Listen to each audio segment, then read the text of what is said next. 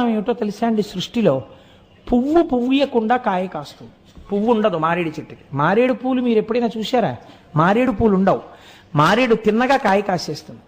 ఆ మారేడు కాయలో ఉన్నటువంటి గుజ్జుని చాలా అందంగా తీసేసేవారు పూర్వం. చిన్న కన్నం పెట్టి తీసేసి దాన్ని ఎండబెట్టి అందులో విభూతి వేసి ఆ విభూతిని చేతిలో వేసుకుని పెట్టుకునేవారు.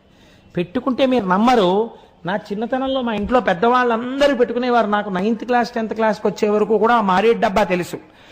సుగంధిం పుష్టివర్ధనం అన్నట్టే ఉంటుంది. నిజంగా మారేడు ఆయుర్వేదమునందు ప్రధానముగా ఉపయోగపడుతుంది. ఈ మారేడు దళముగా ఉంటుంది, మూడుగా ఉంటుంది.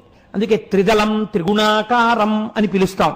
త్రియాయుషం త్రిజన్మ పాప సంహారం ఏకబిల్వం శివార్పణం.